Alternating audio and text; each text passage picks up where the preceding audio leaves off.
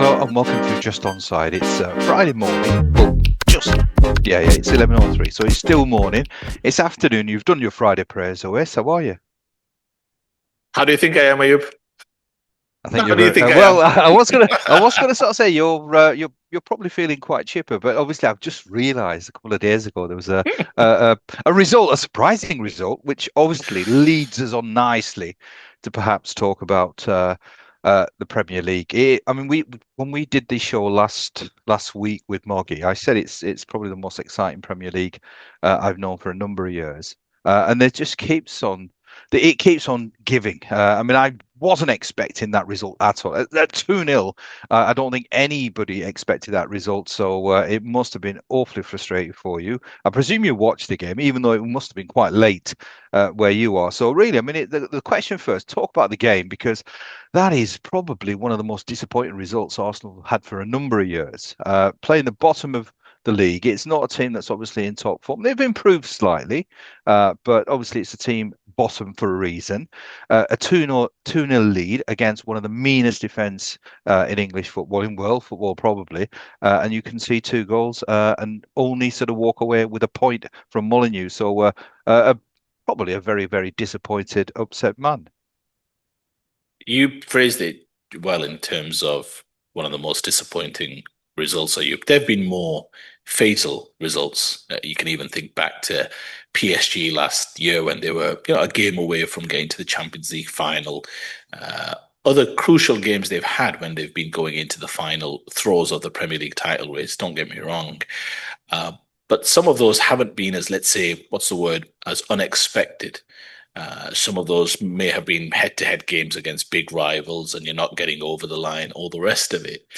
This was, as you said, Ayub, for me anyway. It's a subjective question, isn't it? Like when it's talk about Hmm. disappointment, and there's no objective merit to it. For me, it was the most disappointing, probably evening as an Arsenal fan for the last, I would say, 3 or 4 years. Easy for me. You're right. It's because you're right. I watched the game, obviously. All the Premier League games, Champions League games, for sure. I'm watching, irrespective of the time. Especially now because I don't take anything for granted. I watch it. It wasn't a case of 2-0 here we go. Let me get an early night because with Ramadan on the, you can't remember we were doing suhoor in the morning, so it was a bit of a rough night with a lack of sleep. But no, it was as disappointing an evening for Arsenal Football Club as they've had, I think, for many a year, in my humble opinion. And I think it's because ultimately of, like you said, what they're trying to achieve this year, the questions that they have labeled against them, the narrative. And the only way that you can escape that vortex of narrative of Arsenal being chokers and bottlers and all the rest of it can only be ever banished, so to speak, by lifting silverware. It's as simple as that. That's the journey that Arsenal are on, and with each year where they are expected to lift some silverware and they don't get over the line, it's an absolutely legitimate claim to put against them that do they have what it takes to get over the line. Now, the Premier League games, every game means 3 points. So every game is an opportunity to get 3 points. But we know, well, not all games are made equal. That's with any sport. When you come into the culmination of getting closer to the finishing line, the human nature is when it's difficult, which it is. I mean, it's a difficult thing to achieve. You can imagine what those Arsenal players are feeling in terms of expectations, in terms of pressure, in terms of narratives. You're really level sportsman. You've got to handle that. Uh, but it's human nature that when you get closer to the line, you just simply want to get over the line, no matter what it takes. So you stop to perhaps do the good things that got you into this position. Now, for the longest time, I've told you that I believe Arsenal are the best team in this league. That's been my main riposte during difficult evenings, during defeats, draws when they perhaps should have won. I've said I still believe when I'm watching the games of football that I'm watching that Arsenal are the best team in the league. I'm not sure I feel that way anymore. And the reason for that is for the longest time, I've spoken about the caution that they play with. I've spoken about the risk averse nature of the way they play. I was watching that game and texting an Arsenal fan throughout the entire game, even when it was 1-0 very early on, saying that the lack of intent and the lack of intensity in terms of the conviction to go forward with dynamic running, with dynamic play, to create situations, create opportunities against a historically worse side. Let's be very clear when it comes to points. Now, I think Wolves may well be fine next year when they're in the Championship because I think Rob Edwards has got them played to some extent. But they'll be there or thereabouts in the Championship next year. I'm sure you agree. But they're a historically bad side when it comes to the Premier League. Let's not get it twisted. And that's now two games where they should have taken points in both games. Even in the Yeah. Emirates, they scored a couple of own goals to give Arsenal the win. So for me, the single biggest issue that I had with that game was that Arsenal played not to lose. They played as though they just wanted to get over the line. There were many incidents, 72nd minute, I remember, Martinelli running on the right hand side. It was absolutely gassed. But he stopped running and was just waiting for the defender to get in line so he could play it off his shins for a throw in up the field, as though you're playing rugby, trying to get up the field and just play for territory, play for time, let's say. There were many other incidents where I thought, shouldn't we be going on the front foot trying to get threes and fours? You got to remember, Ayub, at 2-0, the mentality should be, right, guys, let's get the third, let's get the fourth, let's go for this because goal difference is going to be critical. It's going to be important. It may not be decisive at the end because a team might finish a point ahead, a point behind, but it'll definitely affect maybe games, the approach into some games, for example. Like you can imagine, let's say Arsenal being 3 points behind 3 points ahead, for example, going into the Etihad, but with a much superior goal difference, where you might say, well, okay, if we lose, it's not great, but we'll still have a superior goal difference, so we'll still be above. So it definitely defines how you approach games, I would say, going into the final 10 games and what have you.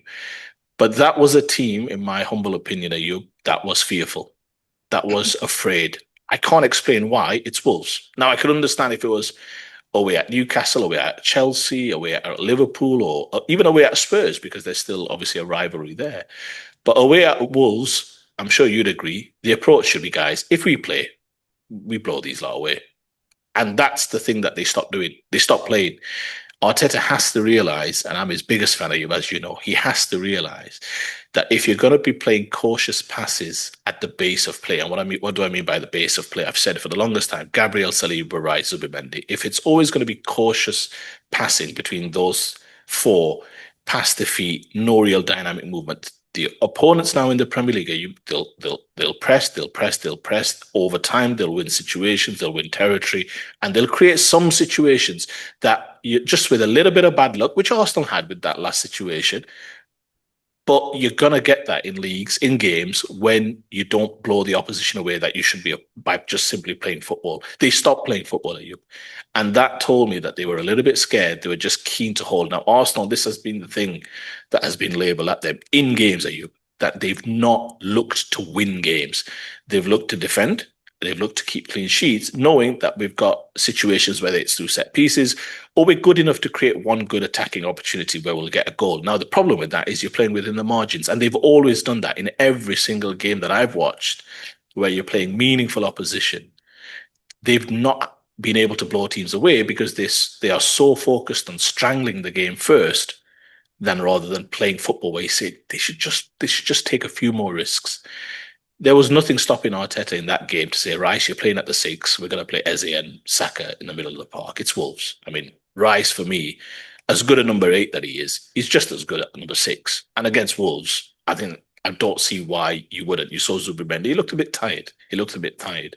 Even Norgard, there was some arguing that he should have just played just in terms of fresh legs.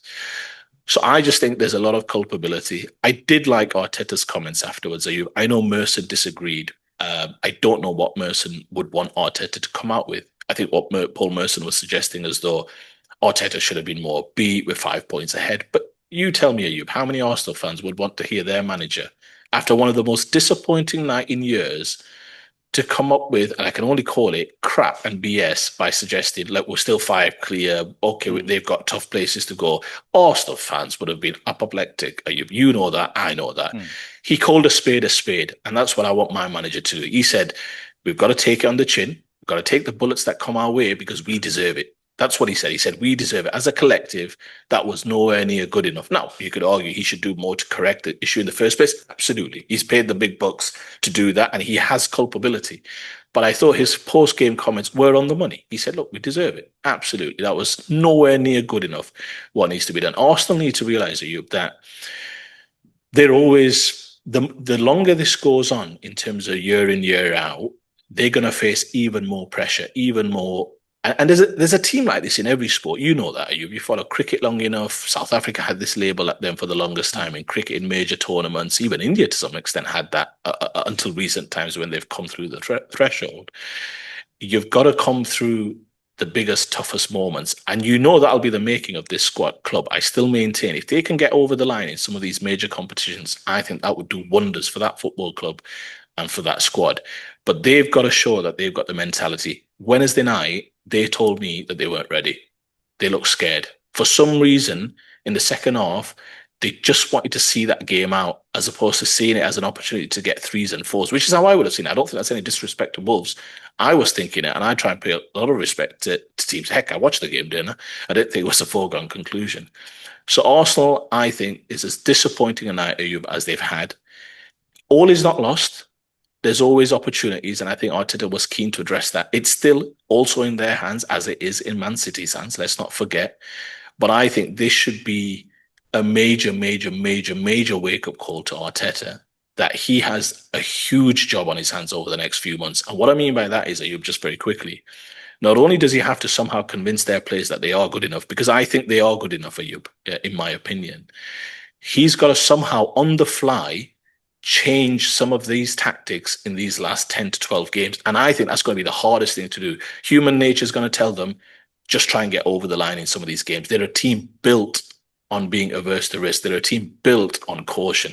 All of a sudden, having had that happen to them, now every single game that they're a goal up by you, I think they've lost 21 points from winning situations this season. That's the most of you in the last 5 seasons. And we've still got games to play. Have a think about that. Or the joint highest in terms of 21 points. So you can imagine how many games they're going to be probably still a few more you would imagine where they're going to be ahead 82nd minute, 83rd minute, the other crowd's getting into it, and suddenly these are ghosts that they're going to have to exercise, so to speak. So I'm keen to see if they can do it, just like everybody else. They took pelters on social media, for me, rightly so, because I don't think there was any excusing what happened on Wednesday night. I think Arteta deserved it. I think the players deserved it because they stopped playing. You can draw 2-2. It can happen. You shouldn't. Not away to Wolves, in my opinion. But the way in which they did it, 2-0 up, and they stopped respecting the game, so to speak. They just started to think, well, we'll just try and get by these lot. You can't do that. You've got to take risks. You've got to move the ball forward. You've got to be dynamic in your movements. And I was very angry on Wednesday night simply because I'm a big believer in doing the right things on the football pitch, and then you live with the results. And Arsenal are good enough to be much, much better than what they put out on Wednesday night. And I think they're mentally strong enough to be able to do that as well. But for whatever reason on Wednesday, it failed. And then you got the situation that you did in the 93rd minute. And it's always like that, isn't it? Just very quickly. It's always those type of goals where it's a little bit of panic. It's a little bit of lack of communication. Breyer's not had a great deal to do, although Wolves obviously had scored and what have you, but that's always the type of goal you're going to concede because when it's in the dying embers, there'll be one lack of communication. It'll be retreating back into your defensive third. Suddenly, two guys are on the goal line. One guy's got a chance to clear it, but he needs it. It's always that type of situation. You saw the pictures on some of the Arsenal faces, not the fans, but the players. They knew what that meant. They knew what that result meant in terms of what was coming for them. They've got a game on Sunday. I'm sure we'll get into that shortly. But again, just to summarize for me, most disappointing evening I've had as an Arsenal fan in many a year. And I watched PSG last year. I watched many of the other tough games, but I can't remember feeling like this because it was more disappointment, but also a bit of sadness that we've got to be better than this. We can lose games. You've seen how I've reacted to many a defeat in previous years, but this was pretty disappointing from my side. I mean, you still talk of being a huge admirer and fan of Arteta, and I've been critical of Arteta. I mean, no doubt he's a wonderful coach. He's built a wonderful side, and you're absolutely right. I think it is the best club side. If you look at all the individuals within that setup, they're a fantastic outfit.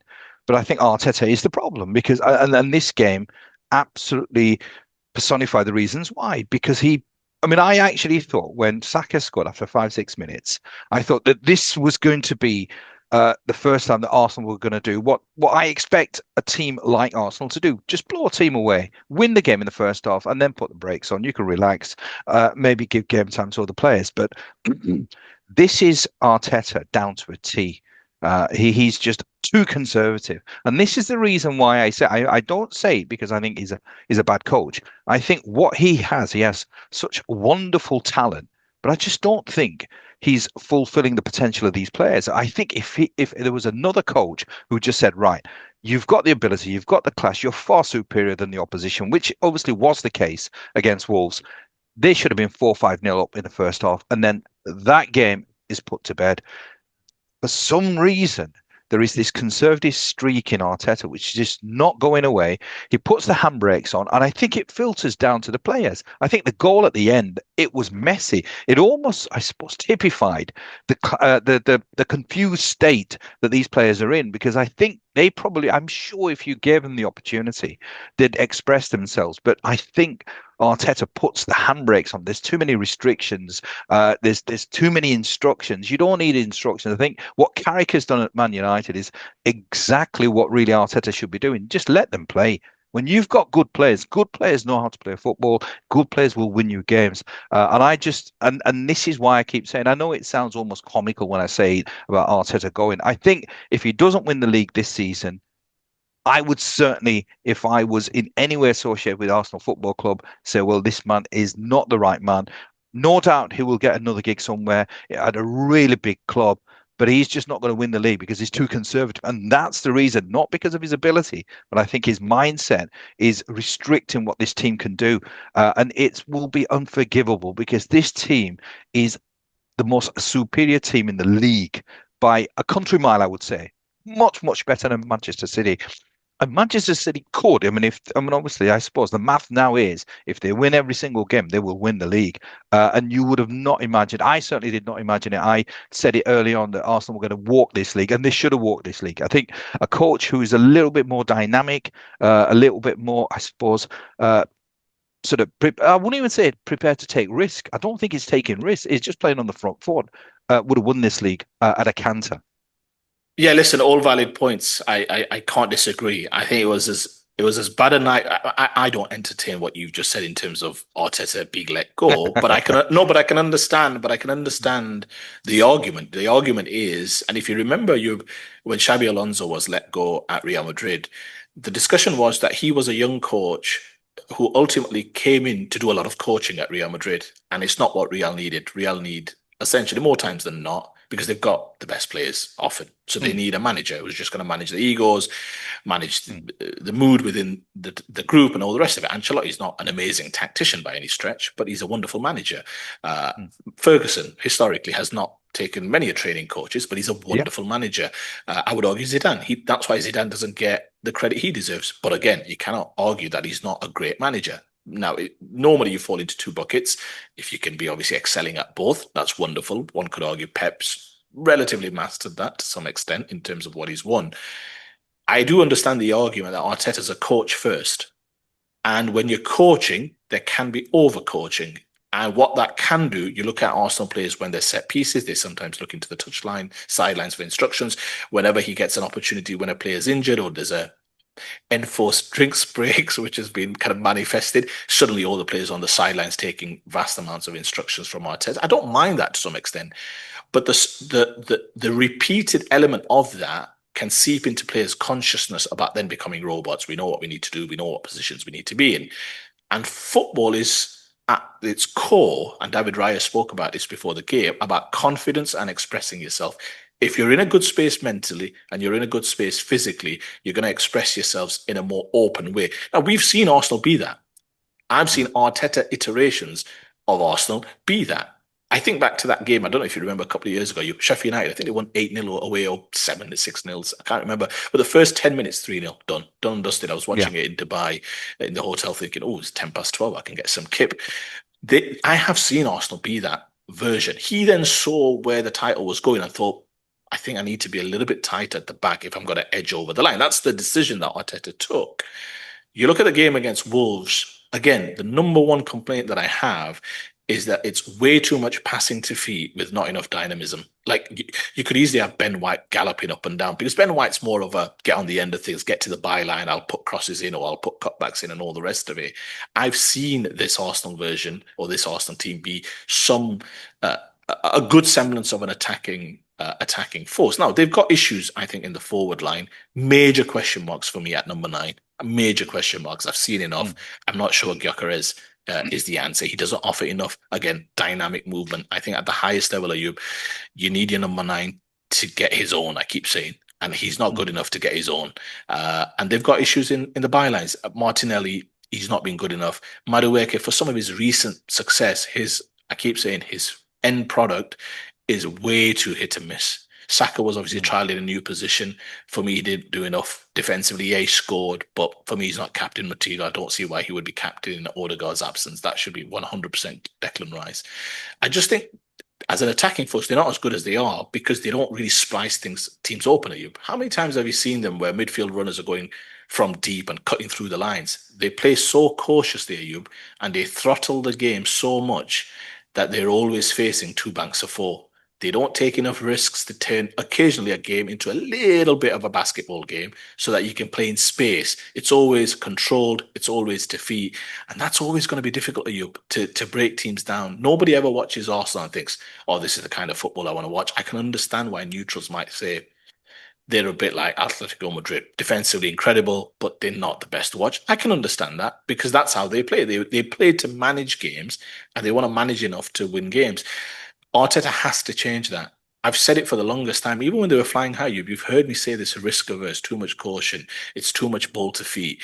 It's not enough dynamic movement. And on Wednesday, that culminated with also then mentally becoming kind of overwrought to say, well, we're no longer playing. Wolves in the second half of you, there were large parts of the game. They had more possession than Arsenal. They had mm. more possession than Arsenal Football Club. That should never happen. Even in the first half, after Saka scored a Ayub, Arsenal never got into any type of ascendancy. I mean, when you watch the game, you could tell they're still the better team to some extent, but they were not in the ascendancy. Wolves then slowly got themselves into. And you're watching the game thinking, surely this is the game that needs no instructions. Guys, don't be complacent on set pieces. Play the way we should play. Let's take some risks. We should blow these lot away. I I don't see that how that wouldn't work. So I'm with you. I understand your argument on Arteta. I would not approve of it, irrespective of what happens this season, because in my opinion, I come back to it unemotionally. I think he still gives us the best chance of winning. That's just my opinion. And again, there's a personal bias. I want to see him do it as well. Fine, I'm okay to admit that. But I just think it was a horrible evening. I think it was the culmination of. I think there's a lot of introspection needed. I don't think it's one of those evenings where you say, dust yourself off, go again. No, no, no. I think there's a lot of introspection needed because that will rear its ugly head again if you don't meet the challenge head on and say, right, what was that? Because clearly we stopped playing. There were incidents you could watch, are you, in that second half where they literally stopped playing. Passes at the base of midfield, passes at the base of defense. That's only going to end one way. You have to show intent in games. If you're a top team, you have to show intent in games. You've got to be better than that. I think there's a few players that will fall by the wayside in the summer. I think he'll be very ruthless. I think he's seen enough that I can't go with this in terms of if I want to keep pushing at the highest level. But he's got an incredible squad. No excuses. You've got to be getting over the line, especially when you've had the advantage that they have had for the longest time. They've been pretty much top. I wouldn't say from start to finish, but at a point when they hit the summit. So, listen, they've got it all to come to. I'll ask you the question, Ayub. How do you see Sunday? It's a huge game, obviously away to Spurs. Spurs having their own challenges. Obviously, Igor Tudor will be in charge. How do you see that? Firstly, from an Arsenal perspective, I have my own thoughts, but I just want to gather yours first. Well, this game on Wednesday, was it Wednesday? Or was it Tuesday? Yes, Tuesday. Wednesday We'll be night, I think it playing on was. their minds. Yeah, Mm. without a shadow of a doubt, we'll be playing on their minds, and I think it's just it's heightened. I think the tension for Arsenal. I think Tottenham are going to be quite buoyant. They've got a new coach, a new voice.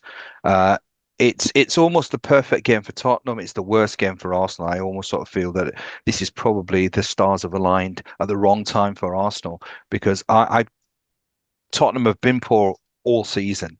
There is always that question about the new manager bounce, but I just sort of think that this is for Tottenham. This is something that they want. They're in the mire. this will be a wonderful catalyst for them if they can get a result. I think a draw will be a result as well. And this is, I think this is just for Arsenal. If it doesn't turn out their way, I've got a feeling they'll probably lose the game. I genuinely feel they're going to lose the game because I think Arteta, he seems a man confused. And you were talking about some of the players he'd be disappointed with, and maybe perhaps he needs to look to see whether their futures lie elsewhere. I'm completely the reverse. I think whoever the culpable person in this is Arteta. I just sort of think that he's you talked about overcoaching. It perhaps can be an issue when you've got good players. It doesn't need sort of this type of intensity in terms of what Arteta is doing. And I think he I'm absolutely I think that this game will frighten the life out of Arteta. I think I mean I normally other coaches might just say, right, okay, right, we're gonna go on the front foot. We're gonna really sort of from minute one go at Spurs. I'm not sure what he's gonna do. Does he sort of double down and go even more conservative? Uh, it's going to be a thrilling game. I mean, for me, obviously, my I mean, on this occasion, I do want Arsenal to win because obviously it keeps Tottenham in the relegation sort of positions. But I'm looking forward to the game. I'm looking forward to how Arteta approaches the game because he's had a lot of questions asked of him. And I think he's not answered a lot of the questions. I think the start of the season he was uh, sort of eulogized as being a great coach, which obviously the results were showing. I think now is a real test for his mettle, and I think he's been exposed. I think at the end of the day, it's not just about, I suppose. I mean, what these great coaches have is there's a mentality as well. I think if you don't have the mentality, perhaps you'll never be a great coach. Maybe this is something where Arteta is failing. He's had a number of years with really, really good teams, but he's never quite got over the line. Why is that? Is it a mentality thing? I think it is. And this is an absolutely huge game.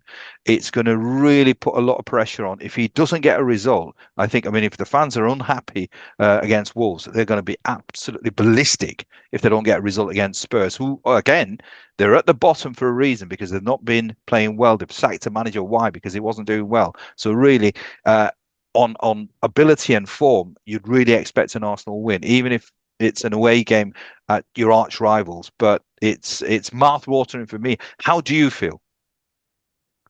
Honestly, once the disappointment hasn't settled in any way, shape, or form, when you have a result like that, I was texting my brothers the other day that you can only actually get over it if one day you win a Premier League title, and it might not even be this season. So can you imagine if it's not this season and you go into next season and come, let's say Christmas time, there's 6 points clear, for example, you still wouldn't get this Wolves game out of your kind of the bitter taste out of your mouth because you'd be like, yeah, I've watched series one, series two, and series three. I need a new drama to focus on. I mean, you're not going to feel in any way, let's say, happy until you get over the line because that's what Arsenal is now. It's wonderful to win games, it's wonderful to perform well, and it's a process. You put enough of those together, you'll win a league. Absolutely no doubt about it. They were the best team in the league until Christmas. I don't think you can say that post January. Their results will tell you that. The way I look at it, this game, Ayub, is still it's a huge test for them mentally. Let's be very clear. That was a mentally fragile team on Wednesday. I'm not going to shy away from that. I've made my comments very clear, Ayub. But it still represents an opportunity because I've thought for the longest time that they won't lose too many games, which has shown to be the case. And they always were going to have to get a draw at the Etihad. Now, the challenge they might have is that game's still away. And it could well be that they need to win that game just to stay in the title race. And that's I don't think they'll pull that off. There's no way they're pulling that off because that'll tell you that results in the meantime haven't gone their way. I just think if you can go to Spurs and you win, they've still got many difficult games to go before even that City encounter. But that will just arrest the slide. I think it'll just be a case of confidence boost. I think any win away at Spurs you take, whether you're flying high, you're not flying high, Spurs are flying high no matter what, it's still a big game to win. It's not an easy game to win. You can imagine the fans, they're going to be right into it if they can be part of the reason why Arsenal If they can be part of the reason why getting a win, get yourselves out of relegation trouble, hinder Arsenal's title hopes, you can imagine they're going to be well Yeah. into it. They're going to be well engaged all throughout the game. Arsenal have to show that they're a better team than Spurs over 95, 96 minutes. And they are a better team than Spurs. I think most people will accept that. But you show that on the football pitch on Sunday night, Arsenal won't just be facing a team, they'll be facing their own internal demons that we've been down Mm. this road. It'll suddenly start to feel a bit heavy. It'll suddenly start to feel very pressurized when Spurs have, the ascendancy in certain moments of the game and what have you. And that's when you really need to stand tall and be strong and be counted. I think it represents a huge opportunity. I don't necessarily want Arteta to deviate and go gung ho and all of a sudden, because that'll also, I think, expose himself to some extent. But you've got to play, and you've got to play to win. And normally, when you've been watching football for the longest time, I've been watching football for the longest time. You know when a team's trying to win a game of football. It's as Mm. obvious through the screen as it is anytime. So, I just want to see a team that goes out, tries to be confident, is confident, plays it forward, plays to running forward, making third man runs, getting to the byline, breaking that. I mean, Spurs have so many issues. You should be able to get through them. I mean, they've not been a difficult team to create opportunities against. You see where they are in the league table. Arsenal have to play to win that game of football. If they play to be a bit cautious, see how it goes, let's see if we can get a set piece and settle us down, it's not going to work. It's going to get very messy, in my opinion, very quickly. I still have confidence in you. I do. I think this team has it in them to get back on the horse, so to speak. Um, but there's no doubt it's an incredible, incredible test. And if they don't win this game of football, and they have to win it at you, I don't think a draw's enough. If they don't win this game of football, I don't see how they can win the title. This is going to be a mouth-watering game, and certainly Spurs will be buoyed by what's happened over the last few days. And for the manager, what a first game uh, to take, because I think the fans are going to be absolutely just electric. So I'm sort of really looking forward to it. But obviously, I've got Saturday to worry about because we got Aston Villa. So I mean, it's a strange one, honestly. I mean, I want it to be a really tight championship. I want Arsenal to obviously not get the result because then it makes it really, really interesting. But on this occasion, if they beat Spurs, obviously it does leads a great favour. So I'm sort of mixed at the moment. Right, we're going to leave it at that. We're just going to sort of we gave you the opportunity as an Arsenal man to express and maybe I suppose take away some of your frustrations after Tuesday. I didn't rub it in. I just put I just Well, stuck the you say you did. I was going to say you say you didn't rub it in, but I got your message after the game where you gave me the eyeballs emoji and what have you. You can see that I gave it short shrift because I didn't respond. But rightly so. let's just say if Sunday doesn't go well, I think we may need to start talking about maybe T20 World Cup or Europe semi-finals and the rest of it. Let's start focusing our attentions on other sports, Ayub. All right, okay. Really good as always to have you, always. We'll try and sort of catch up sort of post the game on Monday because it'll Yeah. be interesting because obviously I suppose lots going to happen over the weekend. It's been a fantastic sort of Premier League thus far. I'm sure there's more dramas to come. And as always, thank you so much for watching. And until the next time, have a great weekend. See you soon. Ta-ra now.